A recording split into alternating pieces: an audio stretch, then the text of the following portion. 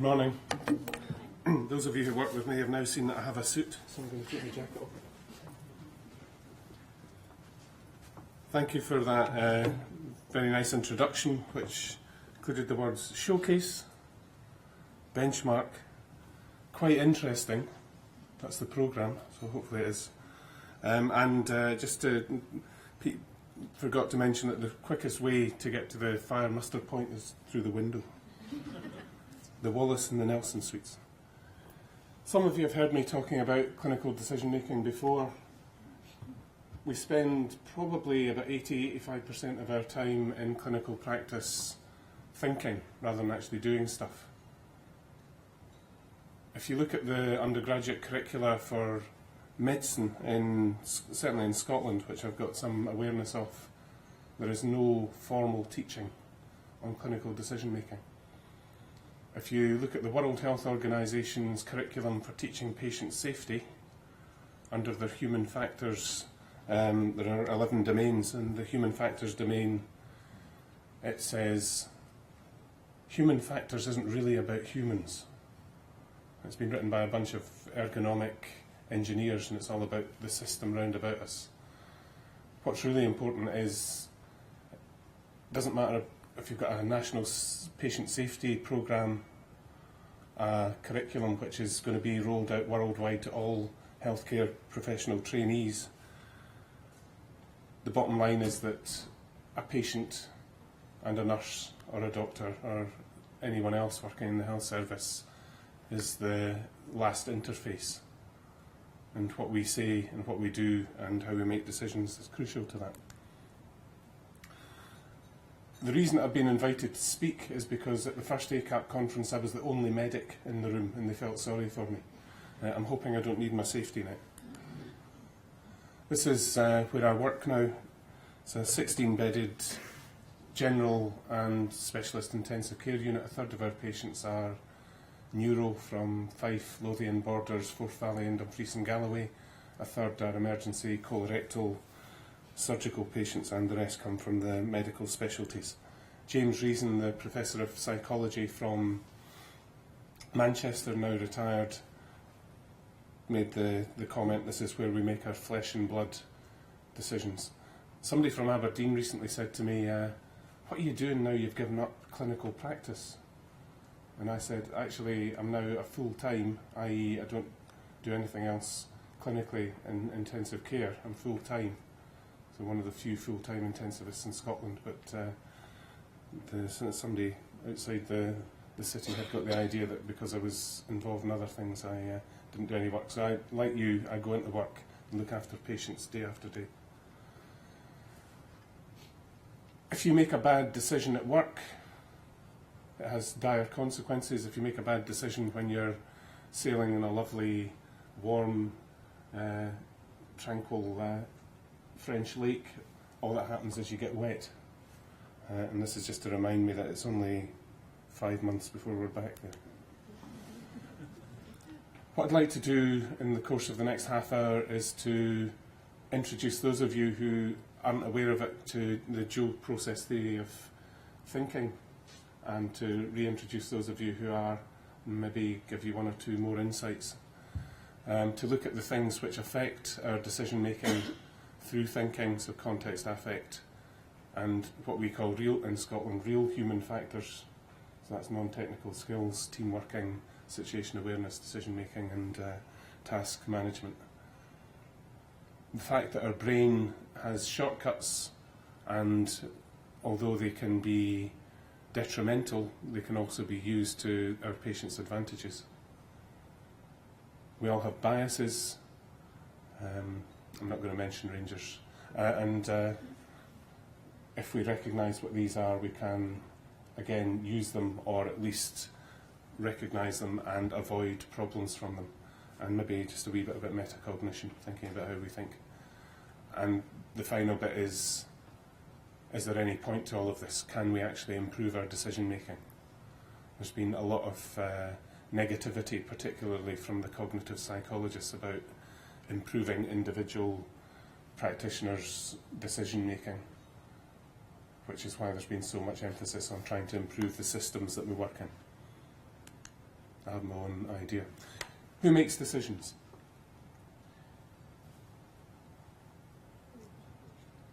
You. Everybody. Okay, so this is a wee advert for the Simulation Centre Pete mentioned in his kind introduction. 2 final year medical students. What are they doing?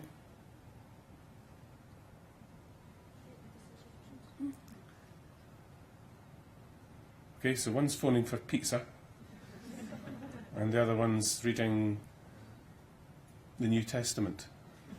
We're developing a standardised emergency airway management trolley in Lothian. This is a bit like trying to get Israel and the other countries round about to agree on things. We've got our final meeting a week today, and I'm hoping that somebody will just say, that's what's in the drawers. Let's get on and use it. Drawer 4, we've got the New Testament, along with emergency surgical airway management. So one person's phoning for help, the other is using the BNF to make sure that the drug that they're going to give is the right dose, they're going to make it up correctly. The one thing that I gave them a hard time for when we were looking at the video afterwards was using the patient as a table, which is I go round the intensive care unit and give, including some of my consultant colleagues, give them a hard time for that. The patient is not a table. What do you think about somebody getting the BNF out with a conscious patient who's anxious and unwell, using it in front of them? Reassuring. It's not very reassuring. Okay, not reassuring. Any other suggestions? I do it all the time. I do it in front of families, relatives. You're not leaving the patient, you're keeping an eye on the patient, and you're saying, this book, which when I was a medical student had about 90 pages in big font, now has more words in it than Lord of the Rings, plus the Silmarillion. Nobody can remember all of that. This is a cognitive forcing strategy. This is something to help us to do things well, so I would applaud that. How do we make decisions? Well, when I started to get interested in this area about 5 years ago, having heard Professor Pat Cross-Kerry for the first time and had a sort of light bulb moment, I thought, right, how do we do this? Let's have a look at the literature. And if you look at the literature, there are numerous theories, paradigms, concepts which the cognitive psychologists have created, and you can read papers and papers and papers on any of these different subjects, and it sounds really good. Pattern recognition, well, I think I know what that means. Thin slicing. You know, that's when I let my daughter do some of the cooking. That was an attempt at humour, just in case you missed it. Experiential inductive. What does all this mean? What does it mean to you when you walk into work? What does it mean to me when I'm looking after patients? And I just couldn't get it. I thought, I don't understand how we can apply all of this stuff to real life, messy, clinical decision making. So I thought, well, what decisions do we make? So I decided one Tuesday night when I was on call, 6 o'clock to 8 o'clock, I'll just log all the decisions that I make. And the list that you'll see is in the order that they happened over the course of that time. How does this fit in with the theory which is out there? So we've got a phone call from just back at 6, a phone call from the haematology registrar, somebody needed a central line. This is, I apologise, it's very ICU context, but I think you'll get the idea. Should we go and do it in the ward? Should we go to theatre and have it done? Patient having cardiac output monitoring, should we give them fluid, increase the inotropes, blood? Phone from microbiology, vancomycin result, should we change the dose and the rate of the infusion? Patient who had died in the last half hour, what do we put in the death certificate? Do we have to phone the fiscal? That kind of stuff. Another patient whose blood pressure's dropped, should we give them fluids, increase the noradrenaline, reduce the sedation? Then there's a fantastic one. I'm sure you've come across this. This is the handover. So the consultant who was on during the day handing over to me said, consciousness level's not great, but I would just take the tube out. Then they leave. So the point at which I take the tube out and then have to re-intubate the patient, they're in the gym or they're having their tea somewhere else, and this is decision making which you have to go, whoa, hold on. Family of someone who's very, very ill and probably isn't going to survive, how are you going to speak to them? A couple of patients who've had blood gases done, we need to change the ventilator. And just walking around the ICU part of the ward, what are we going to give this patient? Background fluids, neuro patients, we don't give them dextro and that kind of thing. Another patient for noradrenaline. Somebody suggested earlier in the day starting this post-op patient on a beta blocker. Nah, I don't fancy doing that tonight. Patient on non-invasive ventilation, and then fluid balance. Then I got to the HDU part, and this was the crucial decision. One of the porters came in and said, "Is it okay to take the food trolley away?" To me. And if you remember the bradycardia and tachycardia algorithms and the ALS algorithm, I'd got to the bit which says seek expert help. I could not make that decision. So I passed that on to someone who was qualified to. Patient whose noradrenaline had stopped earlier in the day, should we take the central line out now, leave it overnight? And then all the decisions that you have to make for one patient has been admitted, handover, we've been given this diagnosis, is it correct, is it complete, is there something else going on, what information do we need for that?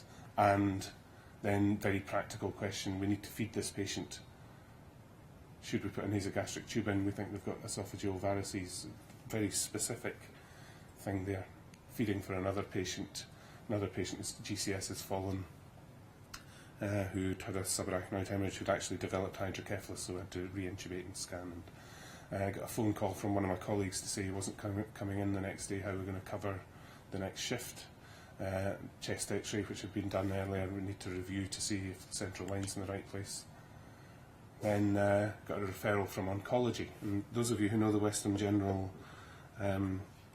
Hospital, oncology is as far away from intensive care as you can get. It's right at the opposite end of the quite a big site. And spending time there when you've got a busy unit can be, you're missing stuff. So I went down there, and it's a patient with advanced malignancy, and it really wasn't appropriate to take to intensive care. And that kind of decision and helping the family and the staff in the ward actually takes a lot longer than admitting somebody. And spending time down there, and then I found the junior doctor in the doctor's room crying because she thought she hadn't managed the patient very well. So do I spend time there with that person, or do I go back to it? And so we had a coffee and a chat. And then back to the unit, and just had this phone call, we've got blood cultures with such and such, which antibiotic we're going to use. Patient going on to filtration, and then my Apex password failed. And this actually all happened in this 2-hour period.